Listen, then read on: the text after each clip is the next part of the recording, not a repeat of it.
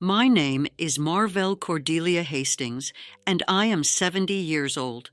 I'm sitting here in my sunroom on a Tuesday afternoon, watching the light filter through the magnolia tree in my backyard, and I've decided it's time to tell you a story.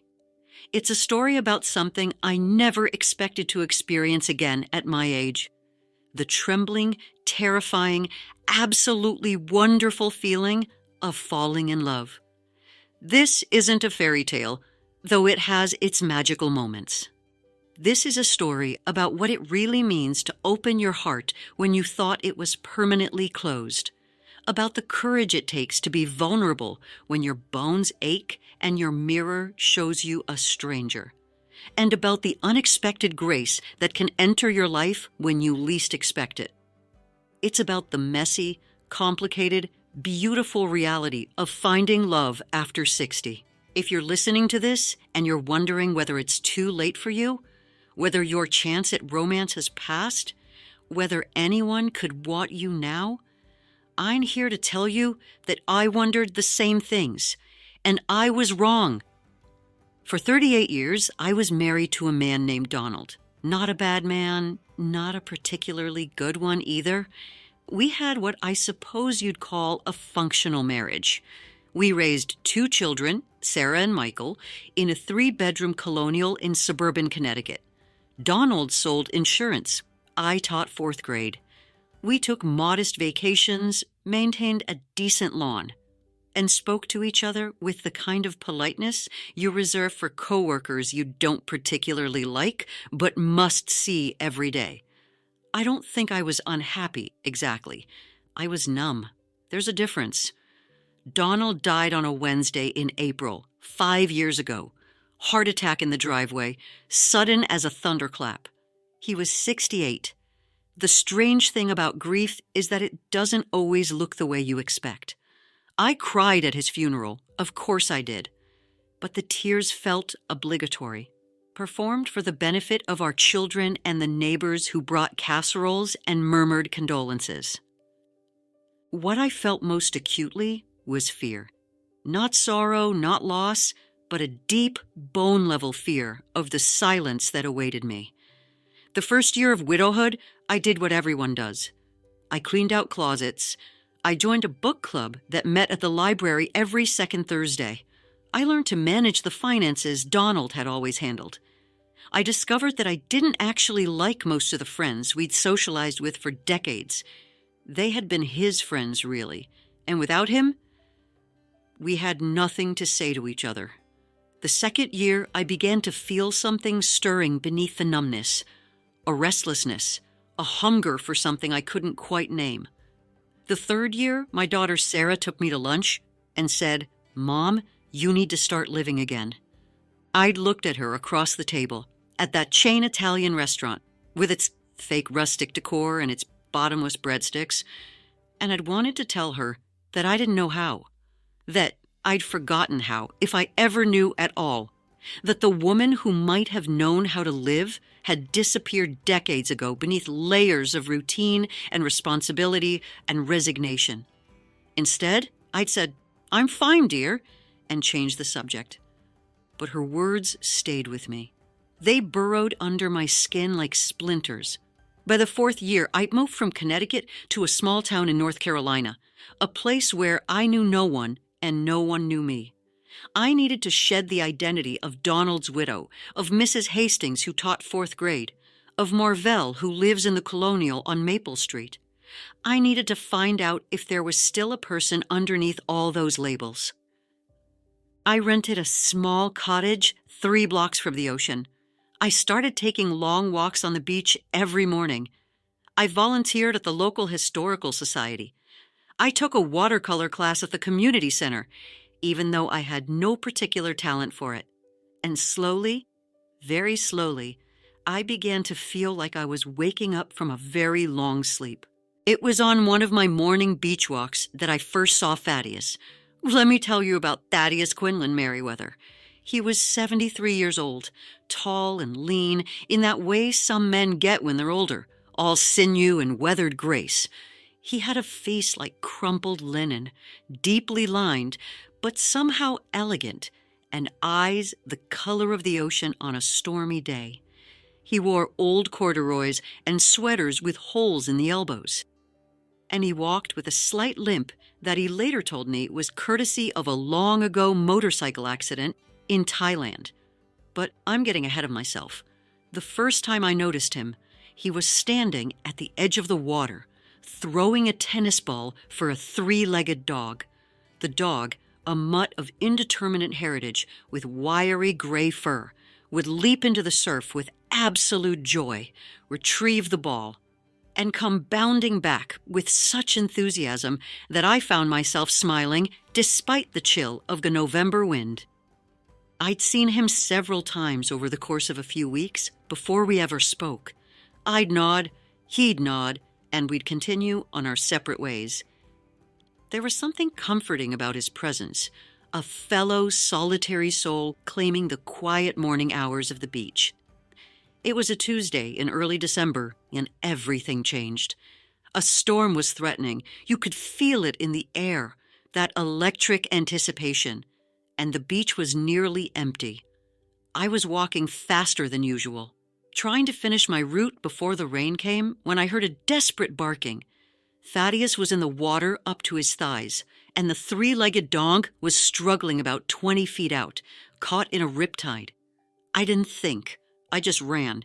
"Don't!" I shouted. "You can't swim against it." But he was already swimming, his strokes labored and increasingly frantic. The dog was being pulled farther out, and Thaddeus was being pulled with it. I knew about riptides. I'd grown up on the coast of Maine, had learned young what to do. I kicked off my shoes and waded in, the cold shocking against my skin. "Swim parallel," I screamed over the wind. "Parallel to the shore. Don't fight it." For a terrible moment, I thought he couldn't hear me or wouldn't listen. Then I saw him change direction, swimming sideways along the current instead of against it. The dog, as if sensing the shift, followed his lead. It felt like hours, but was probably only minutes before they emerged from the riptide's grip and could swim toward shore. I waded out deeper to meet them, and together we hauled that soaking, shaking dog onto the sand. We collapsed beside each other, gasping, shivering, utterly drenched.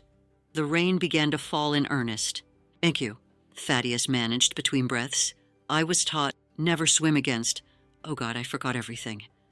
"Panic does that," I said, and then, because it seemed absurd not to, I started laughing. He looked at me like I'd lost my mind, and then he started laughing too. And there we were, two wet elderly people sitting in the rain on a deserted beach, laughing like lunatics, while a three-legged dog shook water all over us.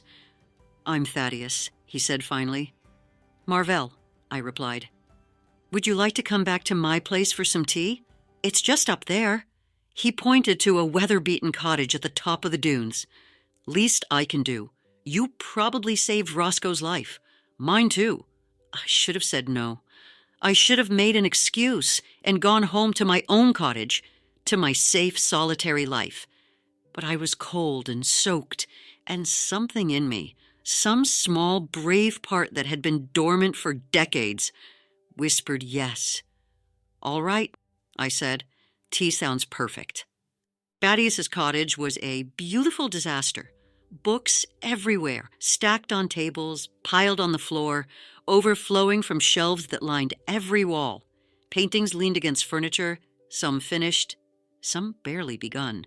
There was a pottery wheel in the corner of the living room, and what appeared to be the beginnings of a wooden sailboat model on the dining table. "I'm sorry about the mess," he said, handing me a towel and one of his sweaters. "I'm not very good at finishing things." "You're good at starting them, though," I said, looking around. Is that a compliment or an observation? Both, I think. While I changed in his bathroom, a tiny space with a clawfoot tub and more books stacked beside the toilet, I caught sight of myself in the mirror. My wet gray hair was plastered to my skull. My face was flushed from cold and exertion, every line and wrinkle on full display. I looked exactly like what I was. A 70-year-old woman who just jumped into the ocean in December. And yet, There was something in my eyes I hadn't seen in years. A spark, a brightness. When I came out, Thaddeus had made tea and was sitting at the kitchen table with 2 steaming mugs. Roscoe was curled up on a dog bed by the fireplace, apparently none the worse for his adventure. "You said you grew up on the coast," Thaddeus said. "Maine?" And just like that, we started talking. I told him about my childhood in a small fishing village, about my father who'd been a lobsterman, about winter mornings so cold your breath froze in the air. He told me about growing up in Montana, about his father who'd been a park ranger, about learning to track animals through the snow before he could read. We talked about teaching. He'd been a high school English teacher for 30 years. We talked about books, about music, about the strange turns life takes. He told me about his wife, Lenora, who died of cancer 6 years earlier. I told him about Donald, about my functional, loveless marriage, about the guilt I felt for not missing him more. "Does that make me a terrible person?" I asked. "No," Thaddeus said quietly. "It makes you honest, rarer and more valuable." Hours passed. The rain stopped, started again, stopped. At some point, he made sandwiches. The light began to fade. "I should go," I said finally, though I didn't want to. "Would you like to have dinner sometime?" he asked. "A proper dinner, I mean. At a restaurant, with me." My heart did something strange in my chest. A flutter, a skip, a sensation I hadn't felt in so long I'd forgotten what to call it. I was 70 years old. I had 2 grown children. I had lived an entire lifetime already. I had age spots on my hands and a body that creaked when I moved, and reading glasses I had to wear on a chain because I could never find them. And this man with his storm-colored eyes was asking me on a date. "Yes," I heard myself say. "I'd like that very much." That first dinner was at a small French bistro in town. I spent an embarrassing amount of time deciding what to wear, standing in front of my closet like a teenage girl. Everything looked wrong, too old, too dowdy, too much like someone's grandmother, which, of course, I was.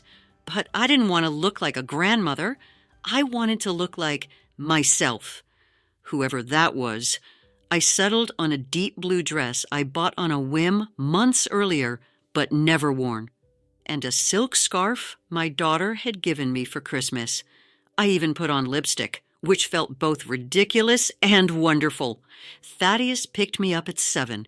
He wore a sports jacket that had seen better days and a tie that didn't quite match. And he brought me flowers, daisies, simple and perfect.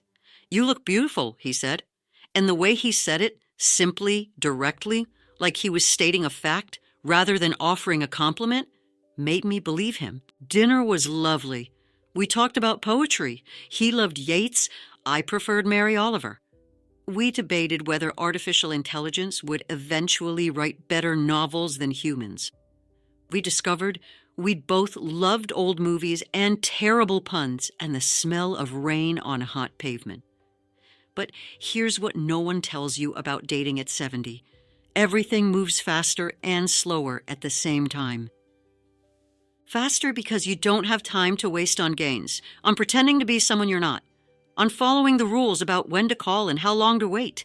When you're young, you have the luxury of believing there's always more time. At 70, you know better. Slower because everything hurts more. Your body doesn't cooperate the way it used to. Your energy flags earlier. You carry the weight of all your past relationships, the failures, the disappointments, the losses, and it makes you cautious in ways your younger self never was. After that first dinner, we started seeing each other regularly. We'd meet for coffee in the mornings after my beach walk. He'd come to the Historical Society lectures I helped organize. I'd sit in his cottage while he painted, reading a book while Roscoe snored between us. It was comfortable, easy, and yet we didn't touch beyond the occasional hand on an arm, a brief hug goodbye. We talked about everything except what was happening between us. We existed in this strange liminal space, more than friends, less than what? I didn't even know what to call it. 3 weeks after that first dinner, we were sitting on his couch, drinking wine and listening to old jazz records, when Thaddeus said, "Marvell, I need to tell you something." My stomach clenched. Here it comes, I thought. The revelation that would end this before it could really begin. He was moving away. He was still in love with his wife. He'd decided he preferred solitude. "I'm afraid," he said. "Of what?" "Of this. Of you. Of what I'm feeling." He turned to look at me, and his eyes were full of something that looked like pain. I loved Lenora for 45 years. When she died, I thought that was it. I thought I'd used up my allotment of love, that there wasn't anything left. And then you walked into my life, and suddenly I'm feeling things I thought I'd never feel again, and it's terrifying. "Because you feel like you're betraying her?" I asked softly. "Yes, and because I know how this ends, Marvell. We're not kids. We're not going to have 50 years together. We're going to have, 5 years? 10 if we're lucky? And then one of us is going to have to bury the other. And I don't know if I can survive that grief again." I understood. God, how I understood. "I'm afraid too," I admitted. "I'm afraid that I've forgotten how to do this. I'm afraid that I'm too old, too set in my ways, too broken. I'm afraid that my children will think I'm being foolish. I'm afraid of showing you my body, Thaddeus. All the saggy parts and surgical scars and imperfections. I'm afraid you'll realize you've made a terrible mistake." We sat with that for a moment, our fears hanging in the air between us, like smoke. Then Thaddeus did something I'll never forget. He took my hand, really took it, held it firmly in both of his, and said, "What if we choose to be afraid together? What as we decide that whatever time we have, 5 years, 10 years, 1 year, is worth the grief that comes at the end? What if we're terrible at this?" I whispered. "Then we'll be terrible together," he said, and he smiled that crooked smile I was already beginning to love. And then he kissed me. Let me tell you what no one puts in romance novels about being intimate at 70. It's awkward. Your knees protest. You worry about your medication schedule. You have to turn on a light to find your reading glasses so you can see the person you're with. You laugh at inappropriate moments because your body makes strange noises. You have to stop and rest. You feel vulnerable in ways you never felt at 20 or 30 or even 50. And yet, it's also the most tender, most present, most authentic intimacy I've ever experienced. When Thaddeus first saw me without clothes, I wanted to turn off all the lights, to hide under the covers, to apologize for every flaw and imperfection. But he looked at me with such gentleness, such reverence, that I found I could breathe. "You're beautiful," he said. "I'm old," I replied. "So am I. Isn't it wonderful?" And somehow, in his arms, I believed him. These bodies that had carried us through 70-plus years of living, that bore the marks of childbirth and surgery and sun damage and time, they were beautiful precisely because of what they'd endured. But let me be honest, it wasn't always easy. My children struggled with it. Michael especially. "Mom, don't you think it's too soon?" he asked when I told him about Thaddeus. Donald had been dead for 4 years. But apparently that wasn't long enough. Too soon for what, I'd asked. To be dating, to be involved with someone. So what he meant, I knew, was too soon to be replacing Dad. Too soon to be having a life that doesn't revolve around being our mother and his widow. Too soon to be a sexual being again, God forbid. "Michael," I'd said as gently as I could, "I'm 70 years old. I don't have time for too soon." Sarah was more supportive, but even she had concerns. Was Thaddeus financially stable? Had I checked his background?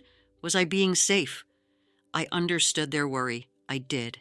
But it also made me sad that they couldn't see that I was happier than I'd been in decades, that I was finally living instead of just existing.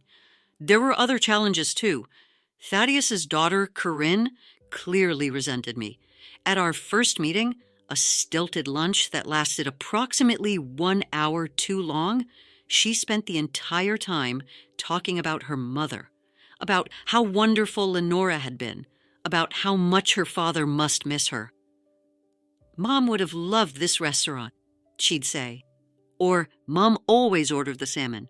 Thaddeus had squeezed my hand under the table, and I'd smiled and nodded and felt like an interloper in someone else's life. Then there were the practical complications. We both had our own homes, our own routines, our own stubborn ways of doing things. Thaddeus was a night owl who did his best work after midnight. I was an early riser who liked my mornings quiet and solitary. He was messy and distractible. I was neat and organized to the point of compulsion. We had the kind of arguments you can only have when you're older, when your habits are calcified and your patience is limited. He'd leave his books all over my house. I'd reorganize his kitchen cabinets without asking. He'd forget we'd made plans. I'd get irritated when he showed up at my cottage unannounced. "Maybe we're too old for this," I said one evening, after a particularly petty argument about whether we should watch a documentary or a comedy. "Maybe," Thaddeus agreed, "or maybe we're just out of practice at compromise." I was married for 38 years. I know how to compromise. Do you? Or did you just give in to keep the peace? I'd stared at him, shocked and a little angry, but he was right. All those years with Donald, I'd folded myself smaller and smaller, had sublimated my needs and wants until I barely knew what they were anymore.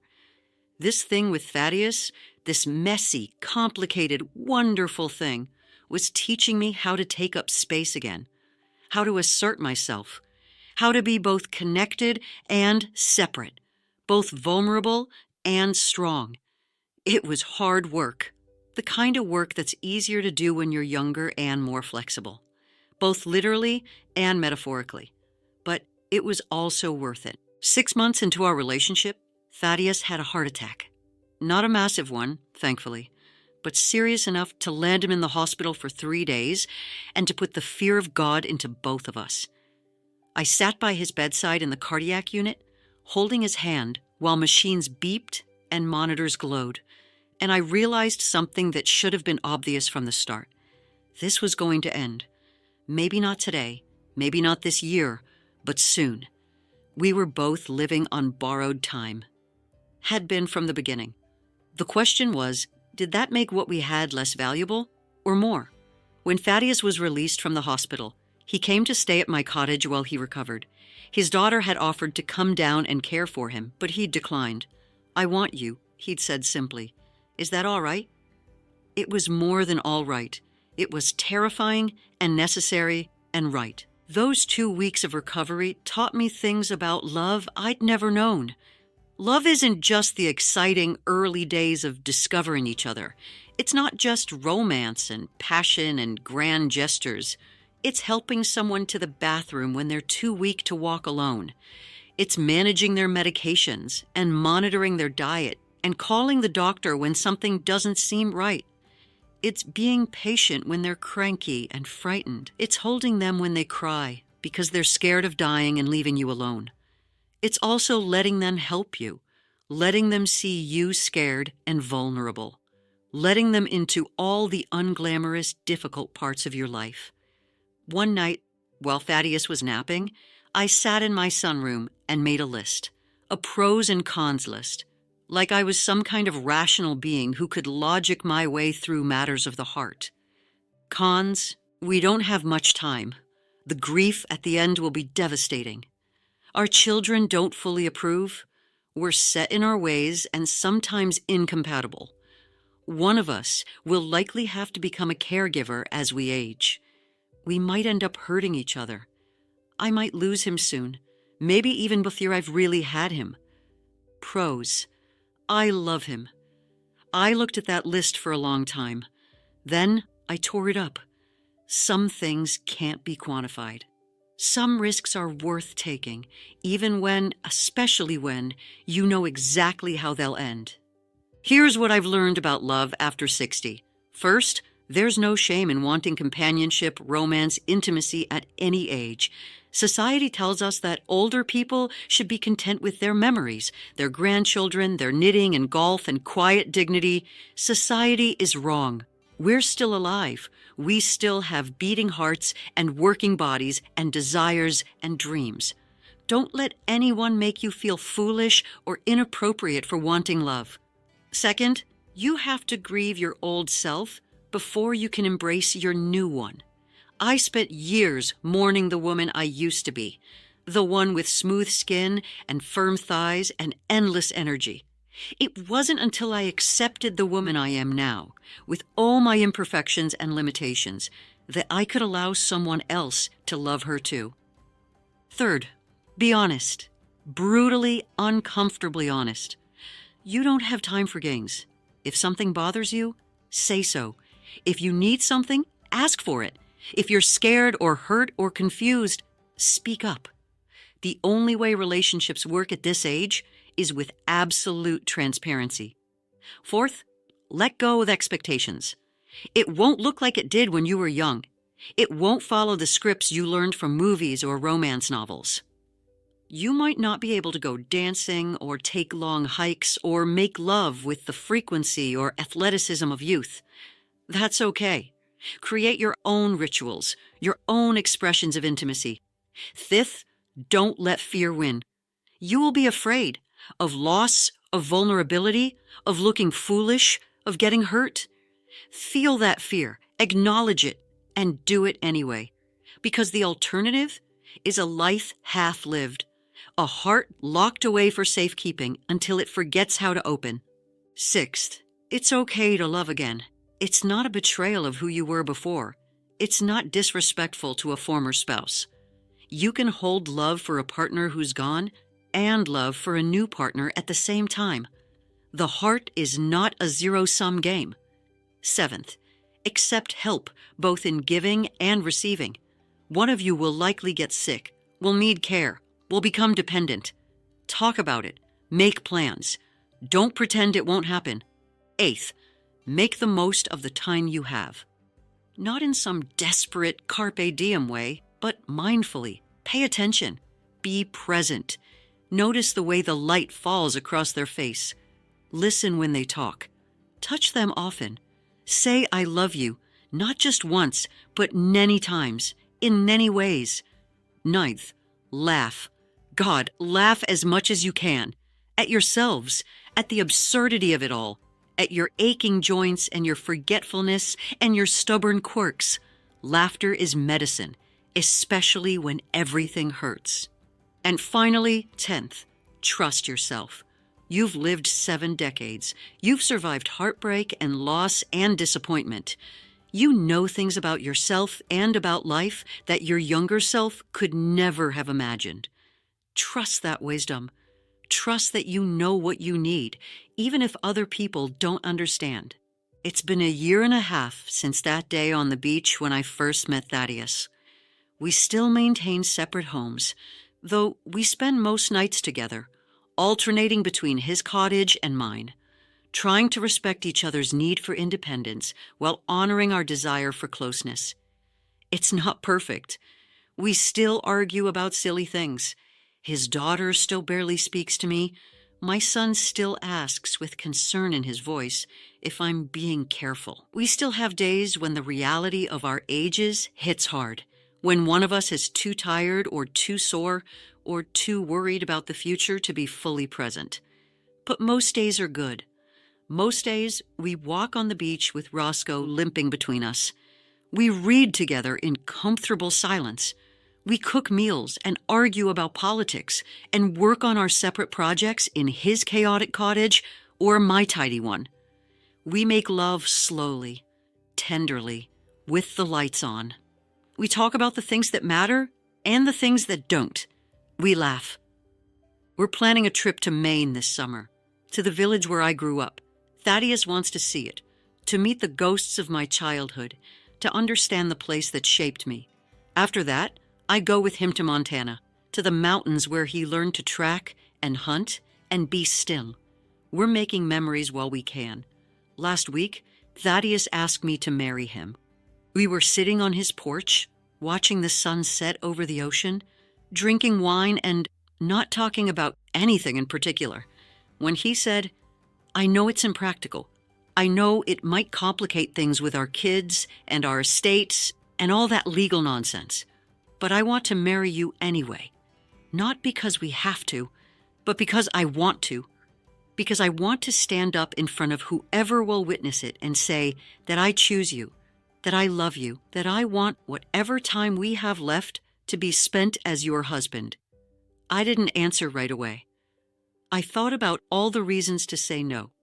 The complications he'd mentioned, yes, but also the fear. The fear that calling it marriage would make the eventual loss even more devastating. The fear that I wasn't cut out for this, that I'd already failed at marriage once. But then I thought about that list I'd made months ago, the one with all the careful cons and the single, undeniable pro. I love him. Yes, I said, let's do it. We're planning a small ceremony next month. Just us, our children, willing or not, a handful of friends, and Roscoe. Nothing fancy, nothing traditional, just a celebration of choosing each other, of saying yes to love, even when, especially when, it's risky and uncertain and destined to end in grief. Because here's the truth I've learned. Love always ends in grief. Whether you're 20 or 70, whether you have 50 years together or 5, whether you die first or you're left behind, love ends in loss. That's the deal. But before the loss comes everything else, the laughter and the arguments and the quiet mornings and the inside jokes and the comfort of being known, the feeling of a hand reaching for yours in the dark, the sound of someone saying your name like it's a prayer. And that, all of that, is worth the grief that comes at the end. I'm still sitting here in my sunroom, watching the light change through the magnolia tree. In a few hours, Thaddeus will come over for dinner. We'll cook together, or try to, between our bickering about how to properly season chicken. And then we'll probably fall asleep on the couch, watching some documentary about birds or ancient civilizations. It's ordinary. It's mundane. It's the most extraordinary thing I've ever experienced. If you're listening to this and you're wondering whether it's too late, whether you're too old, whether you should just accept that your romantic life is over, I want you to really hear me. It's not too late. You're not too old. Don't accept anything less than the life you want. Will it be scary? Yes. Will it be difficult? Absolutely. Will it be worth it? Oh, my dear, more than you can possibly imagine. I'm 70 years old. My body aches. My face is lined with 7 decades of living. My heart has been broken and badly repaired. I have no guarantees, not of tomorrow, not of next year, not even of tonight. But I am loved, and I love, and I am more alive right now than I've been in half a century. That's not a fairy tale ending. That's something better. That's the truth. A conversation with you. Well, dear listener, we've come to the end of Marvel's story. But before we part ways, I'd like to spend a few moments with you.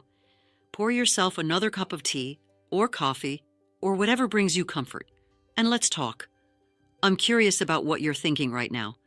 Did Marvel's story resonate with you? Perhaps you've experienced something similar. That surprising flutter of possibility when you thought all doors had closed. Or maybe you're someone who's been afraid to open yourself up again after loss or disappointment. Here's what I'd like to ask you. What moved you most in this story? Was it Marvel's courage in that first moment when she said yes to tea with a stranger? Was it the raw honesty of her fears about her aging body? Or perhaps it was Thaddeus's vulnerability when he admitted his terror of loving again. I wonder which part of their journey spoke most directly to your own heart.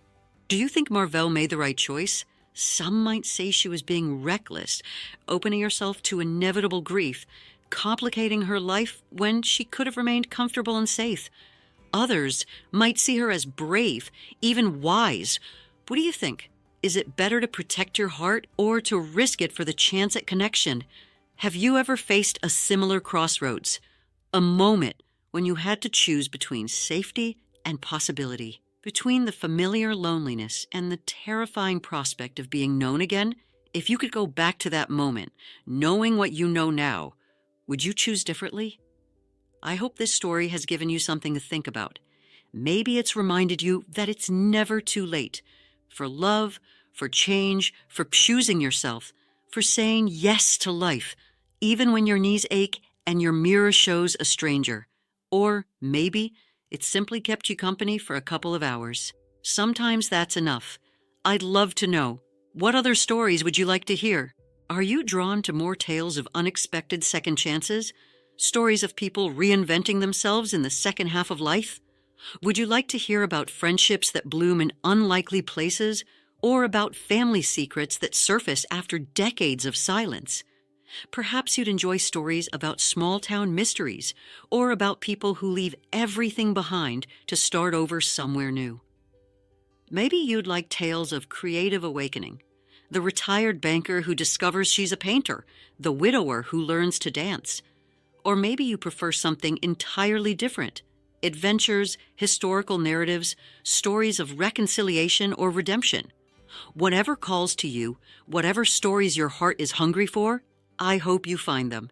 And I hope they remind you, as Marvelle's story reminds us all, that we are never too old, never too set in our ways, never too broken to begin again. Thank you for listening. Thank you for spending these 2 hours with Marvelle and Thaddeus, with Roscoe, the three-legged dog, and with me. Thank you for opening your heart to the possibility that life might still hold surprises, even, especially, when we think we've seen it all. Remember, you are not too late. You are not too old. Your story is still being written. Until we meet again, dear friend, may your days be filled with unexpected grace, your heart be open to possibility, and may you always, always choose love. Messy, complicated, beautiful love over fear. Take good care of yourself. Goodbye for now.